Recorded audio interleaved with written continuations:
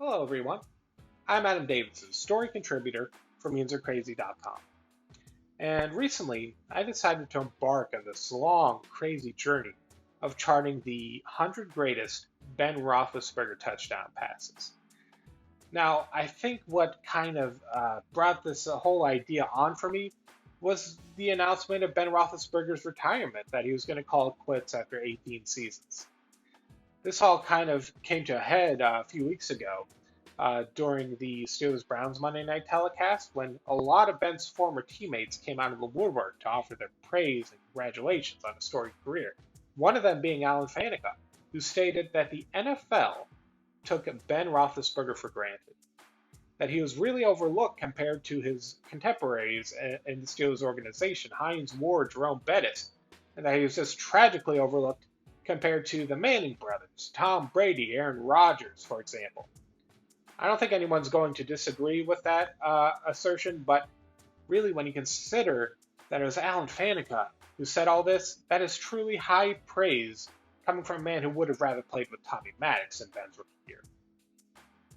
Now that Ben's career has come and gone, it's truly time to start thinking about where Ben places in that pantheon of Steelers legends.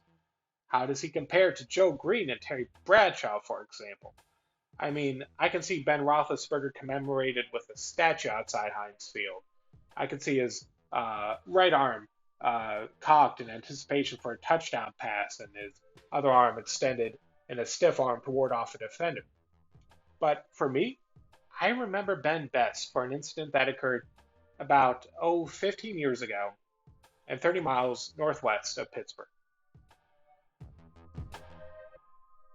In the spring of 2007, at my quaint high school alma mater of Southside in Hookstown, Pennsylvania, Ben Roethlisberger participated in a charity basketball game alongside other Steelers legends such as Charlie Batch, Ryan Wallace, and Jonathan Decker. And while my older brother and I were happy just to see the future Hall of Famer, as we sat in our seats upon the wooden bleachers of our high school basketball court, it turned out that Ben left an indelible mark on our school. And I mean that quite literally. After signing a few autographs for the assembled crowd of Steelers fans, Ben hurried to his car and peeled out of the parking lot onto adjacent PA 151, leaving huge tire marks in his wake. It was the source of folklore in our school. We could always point to the tire marks left on the grass and asphalt of our parking lot and say, Ben was here. The greatest quarterback in Steelers history was here. And though it was all fun and games that night, the future for Ben and the Steelers wasn't looking so promising. Ben was fresh off a season plagued by injury and turnovers. He was one season removed from a Super Bowl victory. He was set to begin his next season with a new head coach and what some thought would be a year of rebuilding. Ben would, of course, turn things around on both a personal and professional level. And in his new head coach, Ben found a mentor and a man with whom he would set new career milestones. For the past 18 seasons, we've been witnesses to the metamorphosis of a truly great athlete, one who embodies Pittsburgh sports. As a tribute to his tremendous growth on and off the field, I present to you the 100 greatest Ben Roethlisberger touchdown passes.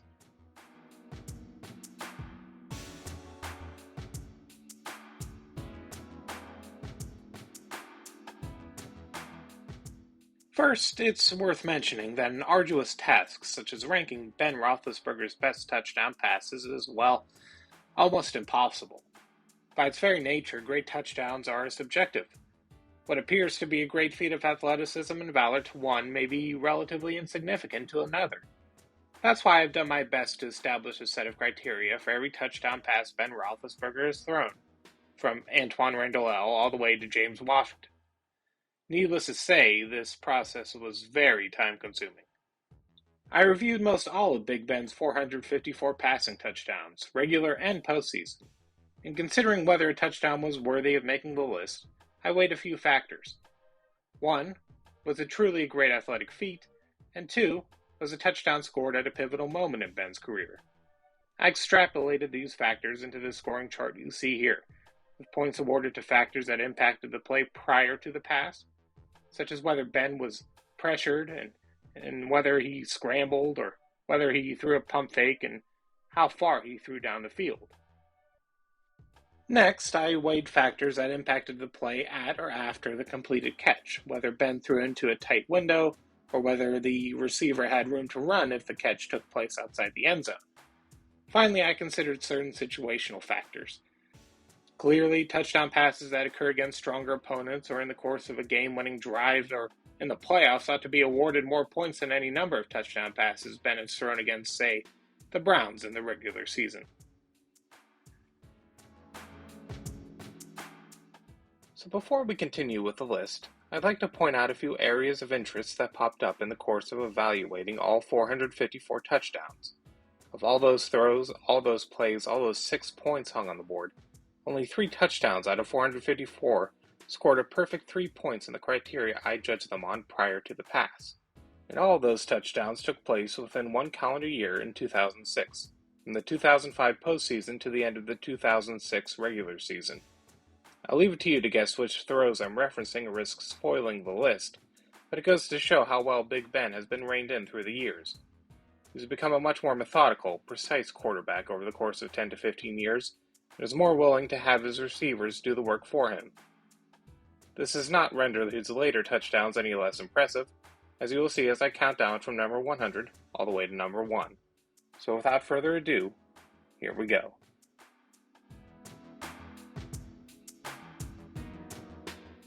At the top of the list is one of the 3 touchdowns Ben threw in the course of 2017's clash with the Patriots at Heinz Field. No, it's not the game-winning pass Ben threw to Jesse James, sarcasm intended. It's a throw to Martavis Bryant that goes down as the second-to-last touchdown connection between the two, and the last that occurred in the regular season. While facing pressure up the middle, Ben is able to loft the pass over a defender, allowing Martavis to haul in the football with one hand. The score kept the Steelers in it, but sadly, it wasn't enough to overcome the Patriots dynasty and the various calls that simply did not go Pittsburgh's way. The next few on the list had a pretty consistent theme in terms of opponent.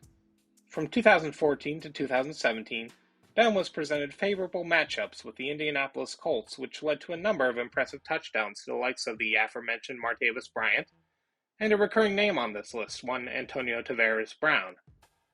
In addition to these more well-known names in Steelers lore are the likes of Sammy Coates and Darius Hayward-Bay, who make their first and only appearances on this list. Their inclusion truly highlights the incredible capacity Ben has to distribute the ball and keep his receivers involved and happy through the course of 60 minutes.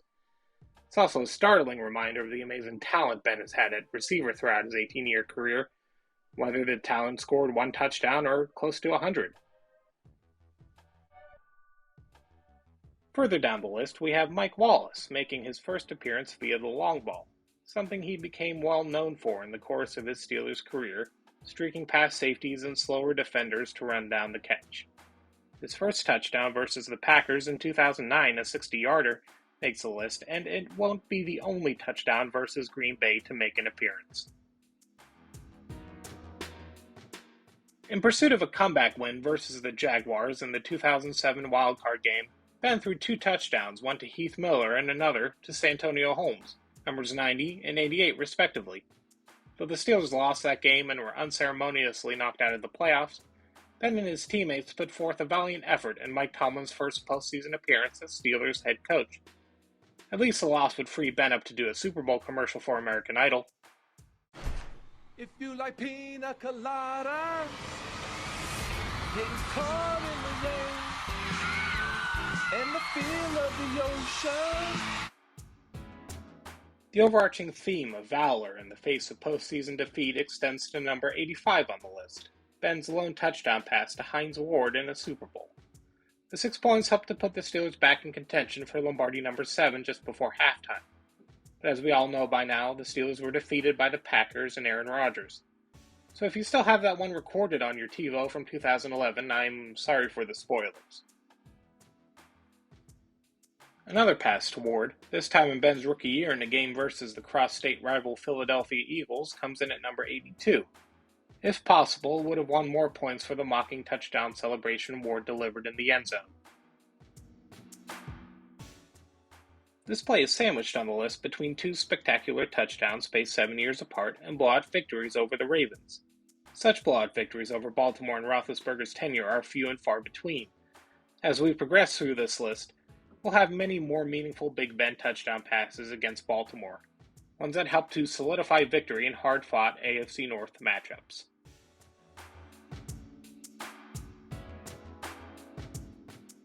Rounding out the final few touchdowns on the list are tosses to hard-nosed tight ends. A long catch and run by Vance McDonald in 2018 at Tampa Bay, highlighted by a brutal stiff arm on safety Chris Conte, and a touchdown grab by Heath Miller to assist in a late comeback bid versus the Cowboys in 2008. At 76, the final entry in Part 1 of our 4-part series is the third and final touchdown pass Ben threw to Chase Claypool versus the Eagles in the receiver's rookie year of 2020. So that does it with Part 1 of our series counting down the 100 greatest Ben Roethlisberger touchdown passes. We will continue by counting down numbers 75 through 51 in our next installment. Thank you very much for watching. I hope you enjoyed the video, and please like, comment, and subscribe.